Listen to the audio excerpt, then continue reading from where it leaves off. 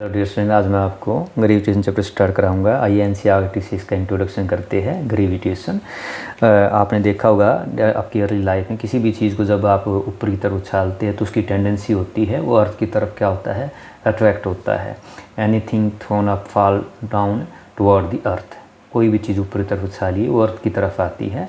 और आप देखते होंगे गोइंग अप हिल, यानी जब आप पहाड़ी की तरफ जाते हैं तो आपको ज़्यादा थकान महसूस होती है, जबकि आप जब पहाड़ी से नीचे की तरफ यानी डाउन हिलाते हैं तो थकान कम होती है। आपने देखा होगा जो रेन ड्रॉप्स होती है जो बादलों से सीधे नीचे की तरफ गिरती है, ऐसे बहुत सारे फिनोमेनन हैं जिसके अंदर हम देखते हैं कि कोई भी चीज़ आप ऊपर की तरफ जब थ्रो करते हैं वो क्या होती है, नीचे की तरफ आती है।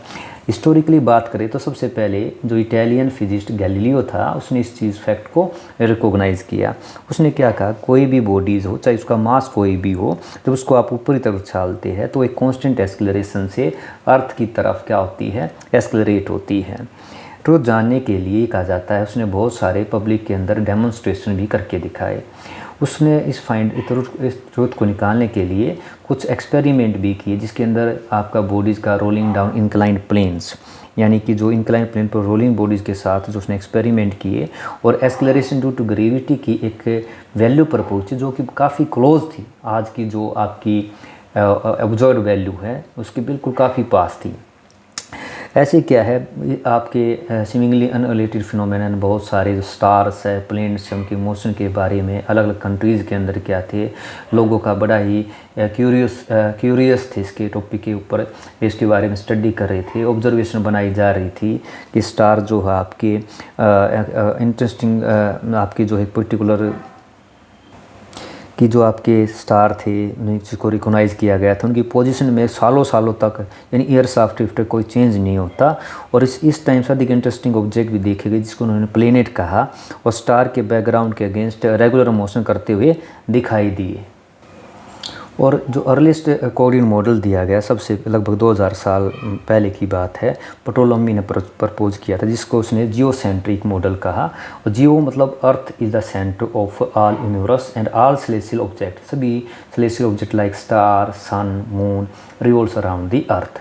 ओनली जो मोशन था that was through the possible for celestial object was motion in circle. उसने क्या कहा कि आपका सभी के सभी जो इस तरह का मॉडल दिया कि अर्थ सेंटर है जियोसेंट्रिक, यानी earth is centre of universe, all star, moon, celestial object revolves around earth in circular orbit के अंदर उसने डिस्क्राइब किया। और सभी ये क्या है, अपने से बड़े सर्कल में चक्कर लगाते हैं आपके अर्थ का। Planet were describe as moving circle with centre of circle and moving in larger circles. इसके बाद 400 साल बाद बिल्कुल एक सिमिलर थ्योरी जो थी इंडियन एस्ट्रोनॉमर ने भी प्रेजेंट की थी। हाउएवर ये जो थी मोर एलिगेंट मॉडल था जिसके अंदर sun was centre around the planets था।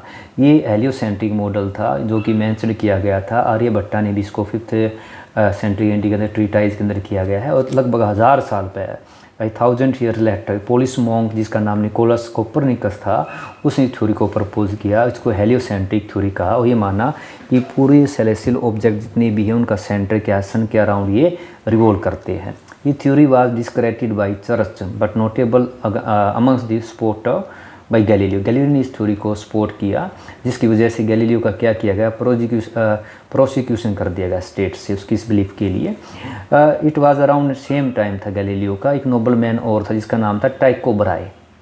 ये जो था डेनमार्क का था और काफ़ी अपनी सारी ज़िंदगी लगभग इसने नंगी आँखों से प्लैनेट और एस्ट्रोनॉमिक ऑब्जेक्ट को देखने में निकाल दी। उसने डाटा जो कंपाइल किया उसी के आधार पे काफ़ी लंबे टाइम के बाद उनका असिस्टेंट जिसका नाम जोनस केपलर था उसने क्या किया, इससे एक्सट्रैक्ट किया और अपने 3 लॉ जो आज हम पढ़ते हैं केपलर लॉ के नाम से उसके बारे में उसने ये प्रेजेंट किए। This law known as laws were known to Newton. Newton को भी इस लॉज के बारे में नॉलेज थी और इसी के बेस पे क्या है उसने अपने यूनिवर्सल लॉ ऑफ ग्रेविटेशन दिया।